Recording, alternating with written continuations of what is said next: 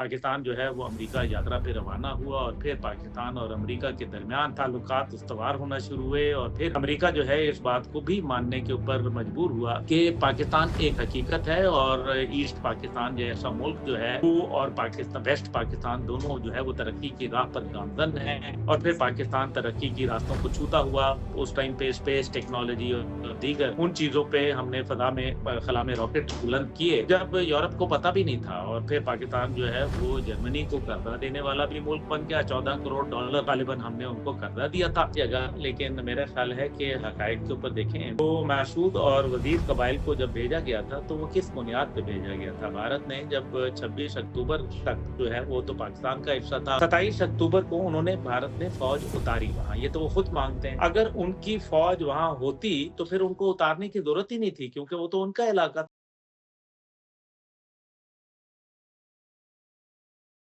Ji viewers, welcome to another episode of reality bites. आज हम गुफ्तगू करेंगे पाकिस्तान और अमेरिका के ताल्लुकात पर, इन ताल्लुकात की तारीख पर और इसकी मौजूदा सूरत हाल पर। इस मौजू पर गुफ्तगू करने के लिए हमारे साथ मौजूद हैं जनाब अब्दुल्ला हमीद गुल। आप इनको एक पॉलिटिकल एनालिस्ट और कमेंटेटर के तौर पर भी जानते हैं। नौजवानाने पाकिस्तान और कश्मीर के नाम से एक पार्टी, एक ग्रुप है, उसको भी ये लीड करते हैं। लेकिन शायद इनकी सबसे बड़ी वजह शोहरत इनके वालिद रिटायर्ड जनरल हमीद गुल है, मरहूम, जो हम सब जानते हैं कि पाकिस्तान की प्रीमियर इंटेलिजेंस एजेंसी के साबिक सरबराह रह चुके हैं। अब्दुल्ला गुल साहब, आपकी तशरीफ आवरी का बहुत शुक्रिया। बहुत शुक्रिया। अस्सलाम वालेकुम। वालेकुम अस्सलाम। अब्दुल्ला, आपसे पहला सवाल जो पाकिस्तान और अमेरिका के ताल्लुकात के ऊपर है, उसकी तारीख पर है। अक्सर मौरखीन का यह मानना है कि पाकिस्तान की आज़ादी के बाद इब्तदाई बरसों में पाकिस्तान का अमेरिका पर इन्हिसार सिक्योरिटी खदशात की वजह से था और इस इन्हिसार ने हमें हमेशा के लिए मगरब और खुसूसन अमेरिका का एक क्लाइंट स्टेट बना दिया। क्या आप इस एनालिसिस से अग्री करेंगे? बिस्मिल्लाहिर्रहमानिर्रहीम। बहुत शुक्रिया आपका। जहाँ तक ताल्लुक है पाकिस्तान और अमेरिका के ताल्लुकात का, बहुत सारे लोगों का ये ख्याल है अली खान जो थे उनको नहीं जाना चाहिए था रूस का दौरा करने के लिए। अब उनको रूस का दौरा करना चाहिए था बजाय इसके कि अमेरिका का दौरा करने। ये बात जो है वो मेरे ख्याल में सोचे समझे बगैर कही जाती है और उसकी वजह ये है कि भारत के रूस के साथ बड़े करीबी ताल्लुकात थे और अब तो उनके दिफाई मुआहदात भी हैं उनके साथ। और भारत जो है वो ज़ाहिर है हम तो उसका सीना चीर के जो है वो पाकिस्तान की तख्लीक करके आए थे। तो फिर भारत का जो दोस्त था हम उसके पास चले जाते और ये उस टाइम पे सोवियत यूनियन कहलाता था। और आपको पता है सुर्खरीज की जो बातें थी वो बहुत बड़ी थी और जिस तरह से कहा जाता था कि रशियन बेर जहाँ जाता है तो वो फिर उधेड़ के ही आता है। तो इस सारी सूरत हाल के अंदर मेरे ख्याल में उस वक्त के तनाजुर से अमेरिका का दौरा करना गलत दौरा नहीं था।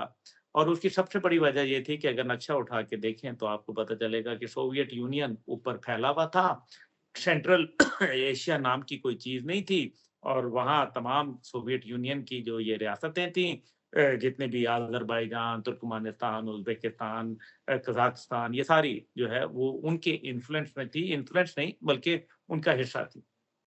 और दूसरी तरफ जो है अफ़गानिस्तान के अंदर बबरक कारमल जो थे, वो रूसी टैंकों के ऊपर बैठ के काबुल तशरीफ़ ले आए थे। और पाकिस्तान जो है, ज़ाहिर है ये तो ख़ैर बाद की बात हुई, लेकिन शुरू के अवाइल की बात करें, तो तब भी रशियन इन्फ्लुएंस बहुत ज़्यादा था अफ़गानिस्तान के अंदर। और दूसरी तरफ एक पाकिस्तान था जो कि एक नौज़ायदा मुल्क था और दूसरी तरफ जो है वो ईरान था, जो कि अमेरिका का एक एलाई था और इस खित्ते के अंदर क्योंकि उधर भी यमन, सीरिया, इराक, ये तमाम ममालिक जो थे, ये under the influence of Russia थे। सोवियत यूनियन के साथ इनके डिफेंस एग्रीमेंट्स हुए हुए थे और फिर सऊदी अरब जो था, वो उस तरफ आया, जो कि एक दरमियान में बफर रियासत के तौर पर उभरता था। खुद भारत जो है वो आपको पता है बड़ा कुर्बत उनका मैंने आपको बताया है कि वो सारा का सारा ही उनका जितना तमाम मामलात थे, वो तो सोवियत यूनियन के साथ चलते थे, रशिया के साथ चलते थे। हद ये है कि मॉस्को के अंदर भारतीय फ़िल्में लगा करती थीं और मुड़-मुड़ के ना देख जो गाना था बड़ा मशहूर था और वो बाकायदा रूसी भी गाया करते थे और फिर इसी तरह से जो रूसी सिफ़ारतकार हैं, उनके लिए एक और ज़ुबान सीखना जो सॉरी जो भारतीय सफ़ारतकार हैं, उनके लिए एक और ज़बान सीखना मस्ट थी और वो थी रूसी, फारूकी। वो रूसी ज़बान उनके लिए लाज़मी थी। तो फिर आप इससे अंदाज़ा करें कि रूस की कितनी कुर्बत थी इंडिया के साथ। तो पाकिस्तान फिर क्या करता? पाकिस्तान जो है वो अमेरिका की तरफ रवाना हुआ ताकि अपनी जो एक हैसियत है उसको कायम-ओ-दायम भी रखे और अपनी आज़ादी और अपनी सिक्योरिटी का दिफ़ा भी कर पाए। उस वक़्त हमारे पास कुछ था ही नहीं क्योंकि बरतानिया की रियासत जो थी उसने डंडी मारी और आपको मालूम है कि लॉर्ड माउंटबेटन ने जिस तरीके से काम किया और उसका जो आपको ये भी इल्म है कि उसकी जो अहलिया थी, उनका एक नेहरू के साथ बड़ा ज़ाती किस्म के मरासिम थे, जो कि मेरे ख़्याल में अब छोड़ें उन बातों को, लेकिन सारी दुनिया जानती है जो मैं बात कर रहा हूँ। तो वो फिर ज़ाहिर है उन्होंने फिर हमें जो मिलिट्री इक्विपमेंट था या हमारे कोई और जो हमें पैसे-वैसे देने थे या जो हमारा जायज़ हकूक थे, वो हमें नहीं दिए गए। नतीजा ये हुआ कि ये हमारे लिए एक बहुत बड़ा चैलेंज बनकर उभरा। पाकिस्तान जो है वो अमेरिका यात्रा पे रवाना हुआ और फिर पाकिस्तान और अमेरिका के दरमियान ताल्लुकात उस्तवार होना शुरू हुए और फिर अमेरिका जो है इस बात को भी मानने के ऊपर मजबूर हुआ और पूरी दुनिया कि पाकिस्तान एक हकीकत है और ईस्ट पाकिस्तान जैसा मुल्क जो है, वो और पाकिस्तान वेस्ट पाकिस्तान दोनों जो है वो तरक्की की राह पर गामज़न हैं और फिर पाकिस्तान तरक्की की रास्तों को छूता हुआ, उस टाइम पे स्पेस टेक्नोलॉजी और दीगर उन चीज़ों पे हमने ख़ला में रॉकेट बुलंद किए, जब यूरोप को पता भी नहीं था और फिर पाकिस्तान जो है वो जर्मनी को कर्ज़ा देने वाला भी मुल्क बन गया, $14 करोड़ ग़ालिबन हमने उनको कर्ज़ा दिया था। तो ये तमाम बातें जो है, जो देखी जाएँ फिर उसके बाद अमेरिका के ताउन से आरसीडी, सीटो, सेंटो जैसे जो मामलात थे, उसके अंदर भी पाकिस्तान को पेश-पेश रखा गया। अयूब खान साहब जो है वो अमेरिका दौरे के ऊपर रवाना हुए अच्छा तो अब्दुल्ला, इस पर मैं उन्होंने आता हूँ। जो आप दूसरी रिहाई की तरफ गए हैं, इसके ऊपर मैं आता हूँ, लेकिन उससे पहले मैं आपसे एक सवाल पूछना चाहूँगा और मैं बड़ा कैंडिड और ऑनेस्ट जवाब की आपसे तवक्को रखूँगा कि पाकिस्तानी रहनुमाओं की जो हमारे अवाइल में भारत की तरफ से थ्रेट परसेप्शन थी, ये बताइए कि वो कितनी दुरुस्त थी और कितनी वो मुबालगा आमेज भी थी। इसलिए मैं आपसे ये सवाल कर रहा हूँ कि आज हम ये जानते हैं कि 1948 का जो पहला कॉन्फ्लिक्ट हमारा भारत के साथ होता है, फौजी कॉन्फ्लिक्ट, उसकी आगाज तो हम करते हैं। हम आफरीदी और महसूद कबाइल को सपोर्ट करते हैं कश्मीर में एंटर होने का। इसी तरह 65 का जो ऑपरेशन जिब्राल्टर है वो भी हमने शुरू किया। तो ये जो थ्रेट परसेप्शन है, ये कितना एग्जैजरेटेड था और कितना इसके अंदर हकीकत थी? देखिए, मैं तो आपकी बात जो है वो अपनी जगह लेकिन मेरा ख़्याल है कि हक़ाइक़ के ऊपर देखें, तो महसूद और वज़ीर कबाइल को जब भेजा गया था, तो वो किस बुनियाद पे भेजा गया था? भारत ने जब 26 अक्टूबर तक जो है वो तो पाकिस्तान का हिस्सा था, कश्मीर जो है। 27 अक्टूबर को उन्होंने भारत ने फ़ौज उतारी वहाँ, ये तो वो खुद मानते हैं। अगर उनकी फ़ौज वहाँ होती, तो फिर उनको उतारने की ज़रूरत ही नहीं थी क्योंकि वो तो उनका इलाका था। दिस शोज़ कि वो उनका नहीं था। फिर दूसरी बात ये है कि उस टाइम पे जनरल डगलस ग्रेसी जो थे, वो पाकिस्तान फ़ौज के सरबराह थे और कमांडर इन चीफ कहलाते थे, सीएनसी। तो कमांडर इन चीफ जो थे, वो उन्होंने जब कायदे-आज़म मोहम्मद अली जिन्ना रहमतुल्लाह ने हुक्म दिया कि आप भी मुदाफ़ियत करें और अपनी फ़ौजों को कश्मीर के अंदर उनके खिलाफ जो है, उनको कहें कि वो लड़ें, मुदाफ़ियत करें। तो उन्होंने इनकार कर दिया और उन्होंने कहा कि मेरे वाइसराय जो हैं लॉर्ड माउंटबेटन वो दिल्ली में बैठते हैं और he is my commander in chief और मैं आपकी बात नहीं मानूँगा। और ये हुक्म अदूली की गई जनरल डगलस ग्रेसी की तरफ से कायदे-आज़म मोहम्मद अली जिन्ना के अहकामात की डायरेक्ट वायलेशन थी, लेकिन साथ ही साथ जो है फिर कायदे-आज़म के पास ऑप्शन क्या थी? उन्होंने फिर जो कबाइल थे, उनको फिर कहा कि भई आप जो है वो मुआवनत करें और इसी बुनियाद के ऊपर कबाइल जो है कायदे-आज़म के हुक्म के ऊपर वहाँ गए और फिर वो श्रीनगर एयरपोर्ट तक जा पहुँचे और फिर ज़ाहिर है बहुत सारे वो फिर एक दूसरी दास्तान है। लेकिन उनकी बड़ी कुर्बानियाँ हैं और ये पाकिस्तान के लिए जो है वो जो ये हिस्सा हमें आज़ाद कश्मीर का मिला, ये उन्हीं कबाइल के जो है मरहून मिन्नत है और कायदे-आज़म की जो एक सोच थी उसके नतीजे में। जहाँ तक ऑपरेशन जिब्राल्टर वग़ैरह देखें, उसके पीछे वजूहात क्या थी वो भी जानना ज़रूरी है, लेकिन क्योंकि वक़्त महदूद है और छोटी बात ही करनी चाहिए। तो बुनियादी तौर पे थ्रेट परसेप्शन की बात करनी चाहिए। इंडिया हमेशा से हमारा मुखालिफ था क्योंकि इंडिया को एक तो ये गम था और मैं आपको अभी सबूत दूँगा इसके कि इंडिया क्यों हमारा दुश्मन है। देखें, इंडिया को ये गम था कि पाकिस्तान उनसे छूट गया और अखंड भारत का जो ख्वाब था वो टूट गया। और उन्होंने यही कहा था ना कि 3 महीने में पाकिस्तान वापस माफ़ी माँग के दोबारा भारत में ज़म हो जाएगा, तो भारत माता फिर जो है वो इकट्ठी हो जाएगी।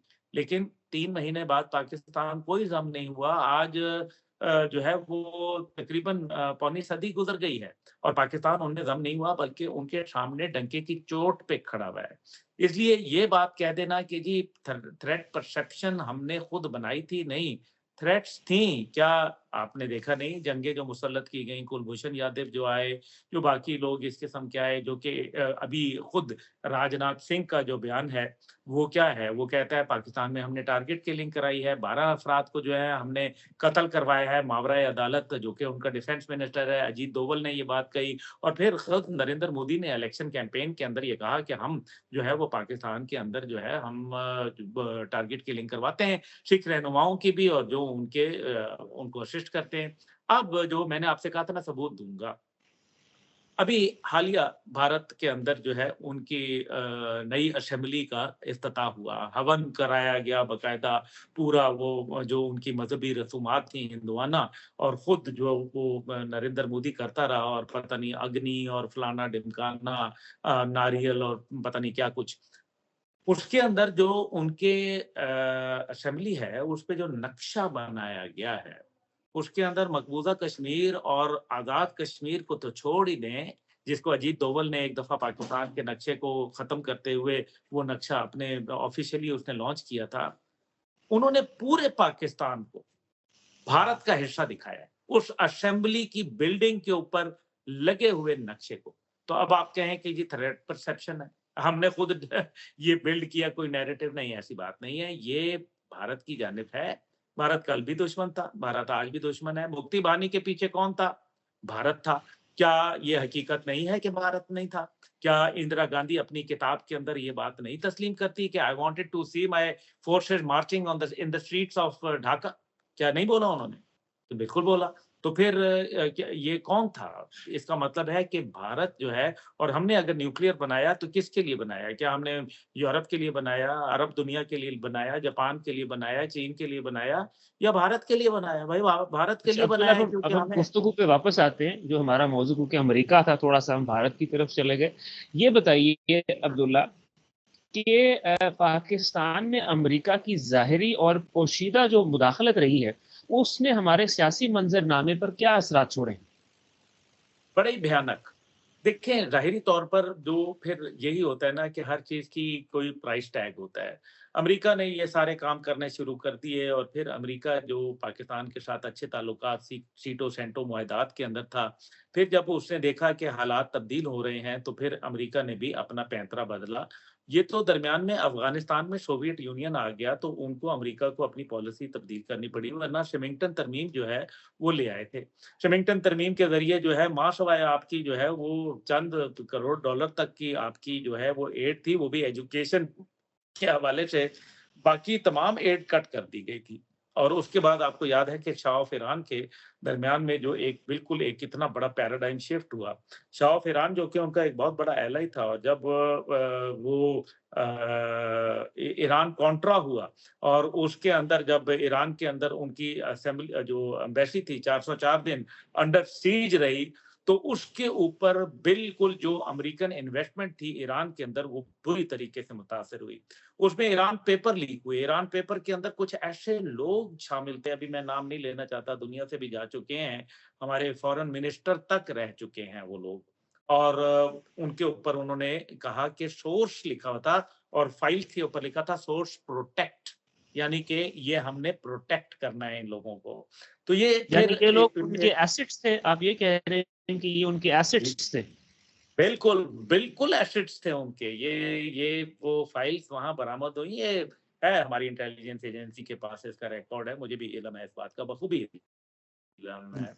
बहरहाल, अब आप ये अंदाज़ा करें कि ये अमेरिका के साथ एक नस्ल थी जो उनके साथ आ गई, जिन्होंने फ़ायदे हासिल किए। बहुत सारे लोगों के बच्चों की तालीम जो है, उनको वहाँ दिलवाई जाती थी और इसी तरीके से उनको वीज़े दिए जाते थे, उनको फ़ैसिलिटेशन की जाती थी।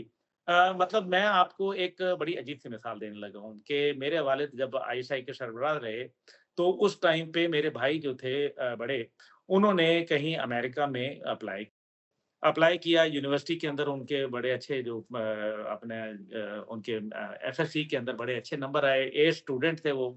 उन्होंने उठा के जब अप्लाई किया मिशिगन यूनिवर्सिटी और उनका नाम आया क्या नाम है एएमयू यूनिवर्सिटी पर अमेरिका के अंदर जो कि टेक्सास के अंदर है।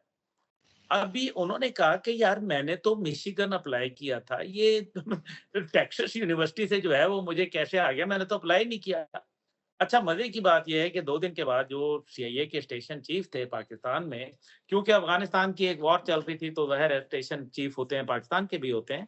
तो वो स्टेशन चीफ जो थे वो उन्होंने कहा कि जी आपको मुबारक हो कि आपके बेटे का दाखिला हो गया। तो हम हैरान-कुन मेरे वालिद ने कहा कि देखो भई मुझे नहीं मालूम, मेरा बेटा जाने और तुम जानो। तो वो कहीं उसने इजाज़त ली और हमारे घर आ गया। घर आया तो मेरे बड़े भाई जो थे वो वहाँ मौजूद थे, वालदा अल्लाह बख्शे वो हयात थीं, तो उन्होंने साथ बैठ गईं। तो उन्होंने कहा कि जी ये तो हम जो कोई मसला नहीं है और वहाँ सारा बंदोबस्त हो जाएगा, ये है, वो है। तो मेरे भाई ने कहा कि जी मैंने पहली बात है कि मिशिगन यूनिवर्सिटी में अप्लाई किया था।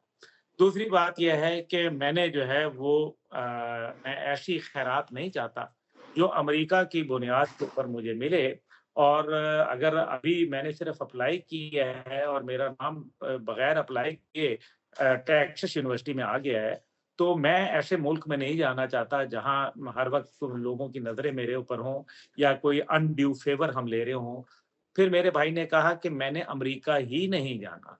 फिर वो नहीं गए, वो फिर मामला ही खत्म हो गया। मैं आपको ये इसलिए मिसाल दे रहा हूँ कि ऐसे मुतअद्दद लोग मौजूद हैं जिनके बच्चे जो है फिर वो वहाँ पढ़े और ज़ाहिर है एक उम्र गुज़री है इसी दश्त की सयाही में, 7वीं पुश्त है शब्बीर की मद्दाही में। तो ये कुछ हमारी नस्लें हैं जो शब्बीर की मद्दाही अमेरिका की जुल्फ़ों के असीर हो रहे हैं, तो वो आज भी एक उनके लिए एसेट हैं और अमेरिकन इन्फ्लुएंस जो है वो मदाखलत करता रहा।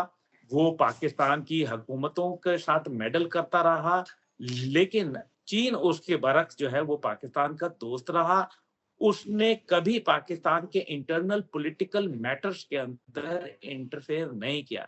यही वजह अच्छा, है कि अब्दुल्ला, मैं पाक-चीन मैं दोस्ती कथा हमेशा कलामी करूँगा। जिंदाबाद रही। मैं थोड़ी-सी कथा कलामी करना चाहूँगा। आपने एसेट्स का ज़िक्र किया कि वो लोगों को कल्टीवेट करते रहे हैं। थोड़ा-सा चुभता हुआ सवाल आपसे, वो ये, और मेरी तसहीह भी कर दीजिएगा अगर मैं आपको जो फैक्ट्स दूँ वो गलत हों। मेरी इत्तलात के मुताबिक जनरल ज़िया-उल हक की फैमिली के कुछ अरकान भी अमेरिका में ही बसते हैं और जनरल मुशर्रफ की जो औलाद है वो भी अमेरिका में ही रहती है और हाल ही में जनरल आसिम बाजवा का जो कारोबार है, वो भी अमेरिका में है। तो फिर हमारे इतनी सेंसिटिव पोज़ीशंस पे जो लोग पहुँचते हैं, उनकी फैमिलीज़ अमेरिका में क्यों सेटल होती हैं? देखिए, जहाँ तक ताल्लुक है जनरल ज़िया-उल हक साहब का, देखिए जनरल ज़िया-उल हक साहब की फैमिलीज़ का तो मैं नहीं जानता कि उनके बेटे ज़रूर वहाँ पढ़े और वो मेरे ख़्याल में बेचारे टैक्सी भी चलाते रहे अपना करने को और फिर बाद में वो अरब दुनिया से भी मुंसलिक हुए एजाज साहब। तो मेरा नहीं ख़्याल कि ये बात जनरल ज़िया-उल हक के मामले पे फिट है। जनरल मुशर्रफ साहब के दौर के ऊपर अगर बात की जाए तो हाँ, जनरल मुशर्रफ के दौर का मैं ये ज़रूर कहूँगा कि जनरल मुशर्रफ जो थे वो बरतानिया में रहे और फिर यूएई में रहे, तो बगैर कहीं उनको ग्रीन सिग्नल के अमेरिका के, वो वहाँ रह नहीं सकते थे और फिर जो लेक्चर्स वो देते थे और जिसके लखूखा डॉलर उनको मिलते थे बकौल उनके, तो जनरल मुशर्रफ के तो कोई ऐसे लेक्चर कोई आपने भी सुने हुए ही हैं, कोई ऐसे तो कोई बहुत ही कोई वो ऐसे अनमोल नहीं होते थे। तो मैं नहीं समझता कि जनरल मुशर्रफ तो कहीं न कहीं तो उनका अमेरिका के साथ बड़ा ताल्लुक था, बल्कि मैं स्ट्रेट बात करूँगा। हाँ, क्योंकि आपको याद होगा कि जो ये थे इज़राइली प्रेज़िडेंट, मुझे नाम ज़हन से निकल रहा है, उसने कहा कि बीइंग बॉर्न, ये उसका बाकायदा टाइम मैगज़ीन या न्यूज़वीक में लिखा हुआ है कि मैं एक हुँ, यहूदी घराने में पैदा हुआ यहूदी बच्चा कभी ये सोच भी नहीं सकता था कि मैं हुँ। रोज़ाना रात को सोने से पहले परवेज़ मुशर्रफ की लंबी ज़िंदगी की दुआ माँगूँ। कोट अनकोट ये बात आज भी मौजूद है। ये वहाँ मौजूद है और ये हैरानकुन बात थी। उसके ऊपर फिर उन्होंने एक बड़ा ही गंदा लफ्ज़ बोला था उन्होंने कहा कि जी जनरल परवेज़ जो हैं वो फलाने हैं, गाली दे के बोला, फलाने के बच्चे हैं। मैं वो बात नहीं बोलना चाहता, गैर मुहज़्ज़ब बात है। तो उन्होंने कहा हाँ, ही मे बी जो वो वाला लफ्ज़ करके, लेकिन वो हमारा वो है। ये अंदाज़ा करें, तो अब यहाँ आ जाए। जनरल आसिम सलीम बाजवा साहब के मुतल्लिक देखें, मेरे ख़्याल है कि जनरल आसिम सलीम बाजवा के मुतल्लिक जो है, वो बिल्कुल उनको में जवाब देना चाहिए, उनके हवाले से। लेकिन इस सब में आपने जर्नैलों के नाम लिए, आपने उन सियासतदानों के नाम क्यों नहीं लिए, जिनके तमाम एसेट्स जो हैं वो बाहर हैं। नवाज़ शरीफ साहब के बच्चों के एसेट्स कहाँ मौजूद हैं? आप मुझे बताएँ कि इसी तरीके से दीगर जितने भी अहम शख्सियात हैं, जरदारी साहब जो है वो कौन-सी बिल्डिंग के अंदर रहते थे वहाँ न्यूयॉर्क के अंदर? कहीं वो यूनाइटेड नेशन की बिल्डिंग तो नहीं थी जो कि one of the most expensive areas हैं? तो फिर बाकी लोगों के मुतालिक भी आप ज़रा देख लीजिए, तो फिर आपको ये पता चलेगा कि हम हुए, तुम हुए, कि मीर हुए, अमेरिका की जुल्फ़ों के सभी असीर हुए।